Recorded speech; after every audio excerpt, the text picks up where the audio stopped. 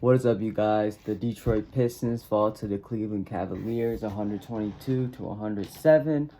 I'm just here to offer some quick thoughts. From this game, I have like two opinions, one kind of unpopular and one pretty popular. So, I'm just going to come out and say with the unpopular.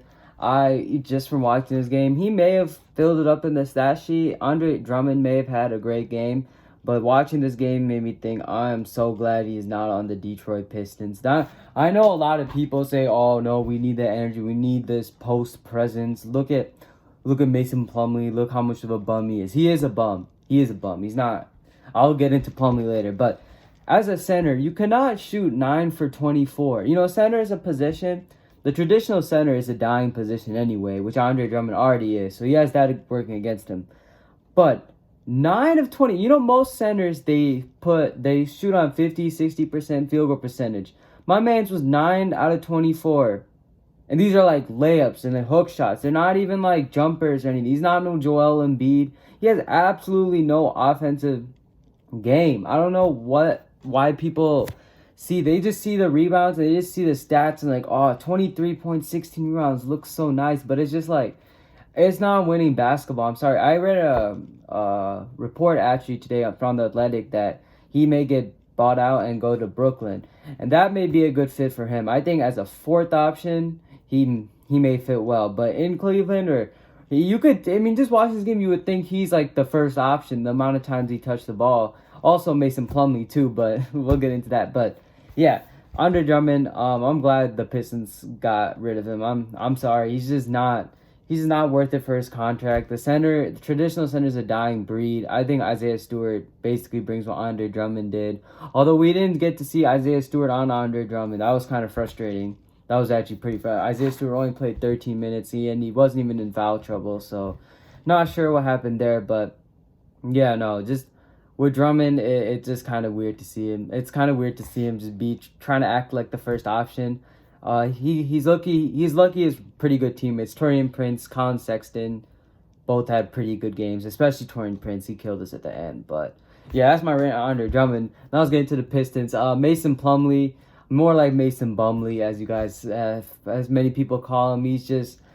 Again, you look at his stats and you see like 12 points, or I believe 13 points, 12 rebounds, 3 assists. It's like, okay, 5 of 8 shooting.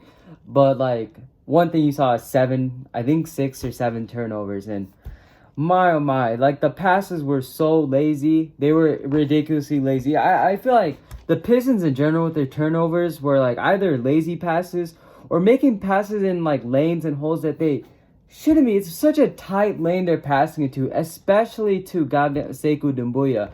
I feel so bad for Sekou because like they pass the ball to him in the most awkward positions, always on the baseline, and I believe Sekou usually gets a turnover, but it's not his fault. They pass it to him in like these very tight lanes. Like Jalon Wright does this, Josh Jackson does this. I don't know like what they see, but like at that point just shoot it. Like you're not gonna make a sick pass. I feel like everyone's just trying to get the pass, and everyone's running the offense through Mason Plumlee. I swear Sadiq Bey doesn't have to touch the ball every possession, but Mason Plumlee all of a sudden is like the ball handler, and he's the one that's like orchestrating the offense. So I don't get it. Even Jeremy Grant has 26 points, but it was a pretty quiet 26 points. You feel me? Like it was mainly at the free throw line, and he hit his shots, but like honestly, I feel like Mason Plumlee had the ball in his hands the entire game. Some other key tidbits: Sekou had a good game. He had 6 points. He did what he could. Sadiq, as I mentioned, he really didn't play much. He also traveled 2 times in the game. That wasn't good, but I assume he'll get better at that. I don't know what to really say. It was definitely not like a spectacular showing by the young people. Like they definitely didn't have their greatest of games. Josh Jackson, I believe, was 2 for 9. He was pretty ice cold. I like his confidence. I like how he's shooting it, and I want him to keep shooting. But like, yeah, it wasn't his night tonight. Derrick Rose came in, hit a couple threes, but from the looks of it, I don't know. I feel like Derrick Rose may be gone. I feel like the way he's playing and all, I think the Pistons will try to work it out. I actually read something else that the Pistons may work to buy out Derrick Rose and Wayne Ellington. Both of them are potential candidates for getting bought out.